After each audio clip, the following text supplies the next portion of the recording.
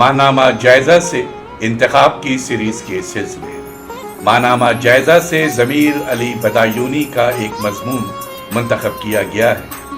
اس مضمون کا عنوان ہے لا یعنی تھیٹر خالی کرسی۔ مضمون نگار ضمیر علی بدایونی۔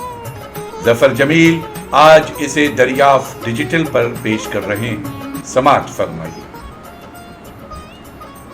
اسکیمو کے لیے سب سے بڑا مسئلہ برف کا منجمد وجود ہے، لیکن وہ اسی برف سے اپنا مکان تیار کرتا ہے اور اس میں رہتا ہے۔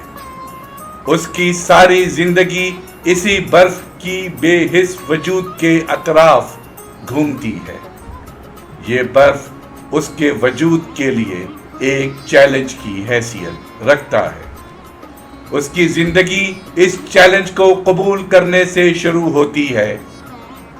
وہ اپنے مقاصد پورے کرنے کے لیے برف کے بے ہنگم وجود کو تراشتا ہے، لیکن اس کے باوجود اسکیمو مر جاتا ہے، مگر برف باقی رہتا ہے۔ برف کی بے معنویت اسے ہمیشہ کے لیے اپنی آغوش میں کھینچ لیتی ہے۔ جس طرح اسکیمو کی زندگی برف کی بے معنویت کے اطراف گھومتی ہے، اسی طرح بے معنویت کی برف نئے انسان کے گرد گھوم رہی ہے۔ جس طرح اسکیمو کے لیے برف ایک خطرہ ہے، لیکن وہ اسی برف سے اپنا مکان تیار کرتا ہے اور اس میں رہتا ہے۔ اسی طرح نیا انسان بھی بے معنویت ہی کے گھر میں رہتا ہے۔ وہ اپنے چاروں طرف پھیلی ہوئی بے معنویت کی برف کو تراشتا ہے اور اس میں رہتا ہے۔ جس طرح اسکیمو مر جاتا ہے لیکن برف باقی رہتی ہے، اسی طرح معنی مر جاتے ہیں لیکن بے معنویت کی برف باقی رہتی ہے۔ لیکن یہ بے معنویت کیا ہے اور معنی کی موت سے کیا مراد ہے؟ نیا انسان معنی کے کسی ماورائی نظام کو تسلیم کرنے سے انکار کرتا ہے۔ انسانی حدوں میں معنی کی تلاش انسان کا مقدر ہو چکا ہے۔ معنی کا ہونا اس لیے ضروری ہے کہ انسان کائنات میں اپنی موجودگی کا جواز چاہتا ہے۔ وہ اپنے وجود کو معنی دینا چاہتا ہے۔ اس میں کبھی محبت کے جذبات پیدا ہوتے ہیں اور کبھی نفرت کے۔ وہ کبھی انفرادی آزادی کے گیت گاتا ہے اور کبھی اجتماعی رقص میں گم ہونا پسند کرتا ہے۔ کبھی اس کی شفاف فطرت چنگیز و ہلاکو کی تباہ کاریوں میں اپنا اظہار کرتی ہے، اور کبھی گوتم و سقراط کی شکل میں وہ زندگی کی گرد میں اٹے ہوئے دکھی مسافروں کے لیے شجر سایہ دار بن جاتا ہے۔ متضاد سمتوں میں انسانی روح کا یہ سفر کیا کوئی معنی رکھتا ہے؟ کیا اس کے روحانی اضطراب کی تقدیر ایک بے روح انجماد میں تبدیل ہو جانا نہیں ہے؟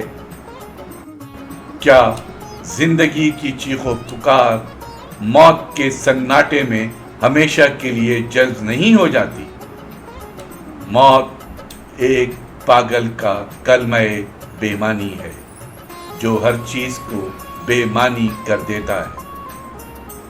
اگر یہاں موت ہے تو پھر کسی چیز کے کوئی معنی نہیں ہے، اور جب معنی نہیں ہے تو محبت و نفرت، انفرادیت و اجتماعیت، چنگیز و ہلاکو اور سقراط و گوتم سب ایک ہی زنجیر میں جکڑے ہوئے ہیں، اور یہ زنجیر بے معنویت کی زنجیر ہے۔ انسان کے سارے احساسات، خیالات، جذبات، رشتے اور اعمال و افکار سب اسی زنجیر کی مختلف کڑیاں ہیں۔ ہر چیز بے معنویت میں تحلیل ہو جانے پر مجبور ہے۔ بے معنویت کے اس شعور کا نام نیا انسان ہے۔ نیا انسان بے معنویت کا بوجھ اٹھانے پر مجبور ہے۔ انسان نام ہے شعور کا، اور شعور وہ گداگر ہے جو بے معنویت کے دروازے پر کھڑا ہے۔ دروازہ کھلتا نہیں، گداگر ہٹتا نہیں، دونوں میں کوئی رشتہ نہیں۔ اس رشتے کی محملیت کے شعور سے نیا انسان جنم لیتا ہے۔ اس شعور نے جہاں ایک طرف وجودیت کے مختلف فکری دھاروں کو، کافکا کی لا حاصل دنیا اور البرٹ کامیو اور ہیمنگوے کی بے مقصد کائنات کو جنم دیا، وہاں لا یعنی تھیٹر کی خالی کرسیاں بھی اسی شعور سے پیدا ہوتی ہیں۔ انسانی وجود کے ڈرامے کا کوئی تماشائی نہیں، وہ ایک محمل ابتدا سے بے معنی انتہا کی طرف بڑھ رہا ہے۔ اس ڈرامے کا ہر کردار محمل اور ہر منظر بے معنی ہے۔ فلسفے اور تمام اصناف ادب کی طرح آج کا تھیٹر بھی اسی بے معنویت کے شعور سے جنم لیتا ہے۔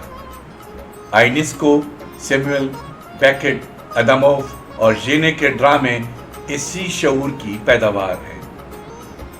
کائنات اور انسان میں کوئی رشتہ نہیں، انسان ایک اجنبی اور بے معنی صورتحال سے دوچار ہے۔ یہ صورتحال اس کی زندگی اور ان قدروں کو بے معنی کر دیتی ہے جن سے انسان پیار کرتا رہا ہے۔ لا یعنی تھیٹر اس بے معنی صورتحال کا ایک شاعرانہ امیج پیش کرتا ہے۔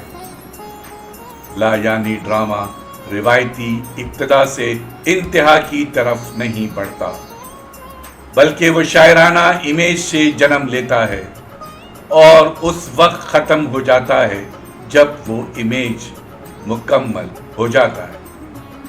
یہ شاعرانہ امیج کسی ایک کیفیت کی نمائندگی نہیں کرتا، بلکہ ڈرامہ دیکھنے والوں کو مختلف سمتوں میں لے جاتا ہے۔ یعنی ڈرامہ منطقی طور پر آگے نہیں بڑھتا، بلکہ اس کا سفر خواب کی طرح تلازمہ در تلازمہ ہوتا ہے۔ خواب کی دنیا امیجز کی غیر منطقی دنیا ہے۔ لا یعنی ڈرامہ خواب کے اس عمل کو آرٹ میں دہراتا ہے۔ ہر ڈرامے میں ایک امیج ہوتا ہے جو پورے ڈرامے پر محیط ہوتا ہے۔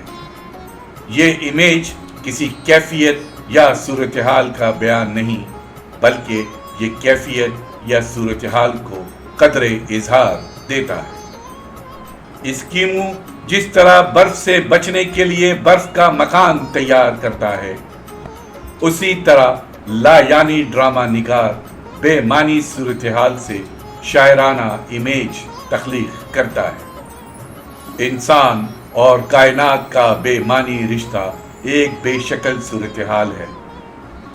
اسی صورتحال کو شکل اور حیت دینے کا نام لا یعنی شاعرانہ امیج ہے۔ سیموئل بیکٹ نے ایک جگہ لکھا ہے کہ مجھے خیالات کی شکل میں دلچسپی ہے، خواہ میں ان خیالات کو مانتا بھی نہ ہوں۔ یہ شکل ہے جو ہم آئینسکو کے نزدیک ادب اور آرٹ کی تاریخ دراصل اظہار کی شکلوں کی تاریخ ہے۔ جان ژینے کے لفظوں میں اس کا تھیٹر اسٹیج پر کرداروں کو ان چیزوں کے استعارے بناتا ہے جن کی وہ نمائندگی کرتے ہیں۔ لا یعنی تھیٹر کا شاعرانہ امیج کائنات، انسان اور زبان کے باہمی رشتوں کی پیچیدگیوں کا آئینہ دار ہے۔ اس رشتے کی نوعیت جاننا ضروری ہے۔